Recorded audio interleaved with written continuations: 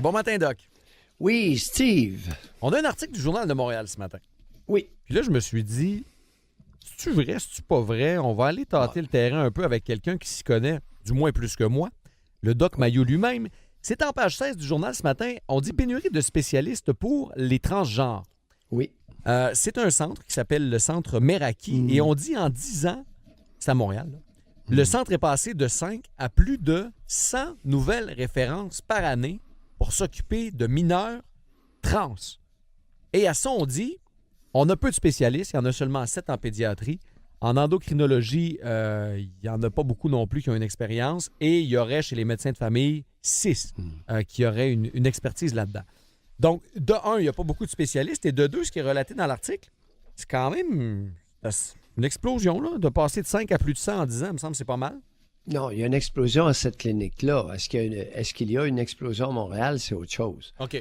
Alors, de tout temps, lorsqu'une clinique s'ouvrait et s'intéressait, se formait et s'intéressait aux transformations de genre, à ces individus, ces êtres humains qui sont convaincus d'être dans le corps du genre opposé à ce que leur corps indique. Alors, le plus souvent, ce sont des hommes qui se sentent femmes dans leur corps, même s'ils ont une paire de testicules, et qui veulent être transformés en femmes. Avez-vous déjà vu des chiffres là-dessus? Ça, On sait-tu quel pourcentage? On ne sait pas, hein, Doc? Non, il n'y en a pas gros. Non. Il y en a pas gros et il n'y a pas de... Soyez sans crainte, il n'y a rien dans l'eau, là. N'allez pas commencer à paranoïer sur toutes sortes de causes. Et ça a toujours été d'un clair-obscur. Exemple, il y a une des premières cliniques a été au Montreal General Hospital et c'est un peu par défaut parce que personne n'en voulait. Et j'étais là à l'époque, 1974. J'étais jeune résident et même mes confrères résidents en psychiatrie, on était 7 ou 8, ne voulaient pas évaluer et prendre en charge ces cas-là. Alors moi, je me suis ramassé l'espace de 6 mois avec 4-5 cas de transsexualisme. Et pourquoi vos collègues ne voulaient pas? C'est trop compliqué? Non. Et non. Ça demande du temps?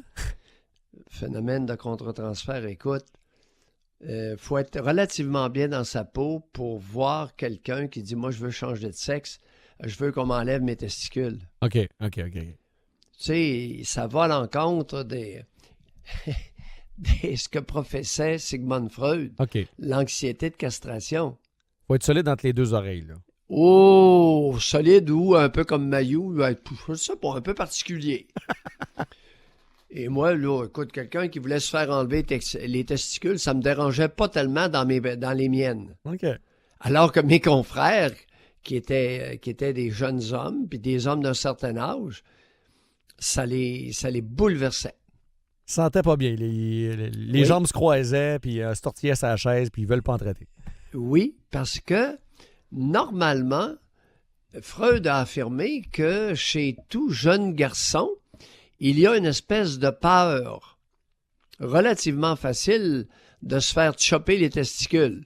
Devine par qui s'occupe des jeunes garçons principalement. Alors, pour ne pas les nommer, c'était une des théories de Freud, qui est probablement vraie dans bien des cas. Il y a une forme d'instinct, là. Il y a une forme d'instinct, Doc, qui existe quand même, je pense. Oui, il y a beaucoup de petits garçons qui ont peur, dépendamment de la réaction de leur mère, qui ont peur de se faire amputer les organes génitaux. Et il y a des mères qui y veillent assidûment. Mais sans mettre les mères là-dedans, Doc, sans mettre les mères là-dedans, il faut les mettre aussi, parce que ça explique si vous voulez, pourquoi il y a autant de médecins et de policiers qui sont très mal à l'aise devant des transgenres, des individus qui veulent changer de sexe. OK? Bon, tout ça pour te dire que les cliniques qui se sont formées au fil des ans, c'était relativement instable. La RAMQ payait pour la transformation pendant quelques années, cessait de payer pendant quelques années, recommençait à payer pour le suivi et la transformation, ainsi de suite. Puis là, en plus, si tu n'as pas beaucoup de spécialistes, le spécialiste part, il revient, ça va faire d'autres choses. Une des cliniques les plus stables, c'est la clinique du Montreal General Hospital à McGill, à Montréal, avec le docteur Pierre Assalian. Maintenant, quand Pierre Assalian va laisser ça, je ne sais pas ce qui va arriver de cette clinique. Mais de votre impression, il n'y en aurait pas nécessairement plus. Je pense pas. Pas beaucoup, en tout cas. Non, je pense pas. OK. Et c'est une condition qui commence toujours jeune. Ça commence pas à 20 ans. Ah oui, les gens savent ça, là, 2-3 ans, mettons. Là. Ben, ils sont mal à l'aise avec leurs organes génitaux. Ils se sentent dans le genre opposé à ce que OK. leur corps indique. Ouais. Tu sais, Ça s'exprime vite. oui, et c'est surtout, c'est pour ça que je le dis, je le répète, ce matin, on nous présente une Caroline, une petite fille qui veut devenir un garçon. Mhm. C'est beaucoup plus rare. Et j'en ai pas vu souvent, j'en ai vu quelques cas, j'en ai dans ma pratique, mais c'est rare. Mais dans tous les cas, pour les parents, Oui. si votre enfant donne cette impression-là à approcher avec... Bon.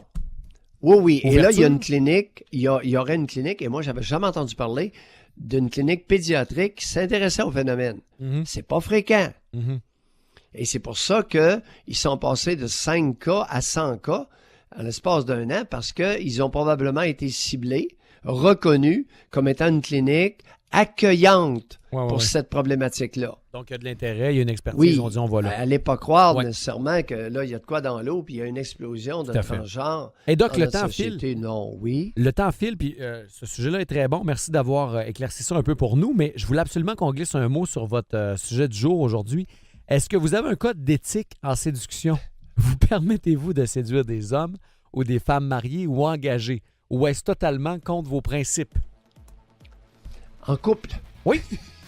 Mais puis, Doc, je mettrais ma main au feu qu'il va y avoir une différence de genre ce matin. Hop. Alors là, on va se mettre là-dessus. J'ai hâte de voir, Oh. peut-être je me trompe, là. Qu'est-ce que tu soupçonnes? Que les femmes auraient peut-être plus de principes à ne pas aborder d'hommes en couple. Je vous dis pas qu'elles le font pas. J'ai Et l'impression les hommes s'acharneraient plus sur... Mais je pense que les ça les femmes en dérange. couple? Je pense que ça les dérange moins que les femmes. Mais c'est Ah. c'est une hypothèse. Ça sera validée OK. ou contredite, Oui, là. Je sais pas. Oui, merci. Merci du commentaire. J'ai hâte de voir, mais On généralement, va s'y pencher, Steve. je pense que les femmes sont plus frileuses à l'idée de courtiser un homme en couple. Je pense. Ah oui. Je pense. Ah ouais. Plus frileuses que les hommes. Ah, tu penses ça, toi? T'en penses des affaires? Mais là, on parle d'écho, là. Hein? Simplement d'écho. C'est pas une expérience statistique. Les échos peuvent être trompeuses. Peut-être. C'est ça. Un écho ou une écho? Hmm. Masculin ou féminin, l'écho? Je serais porté à dire Un masculin. écho? Un écho? Masculin? Une écho? Un écho? C'est pas le temps de se poser la question ce matin, mais je pense que c'est un. Oui. Doc, au plaisir de vous écouter à 9h30. Bye. Bye.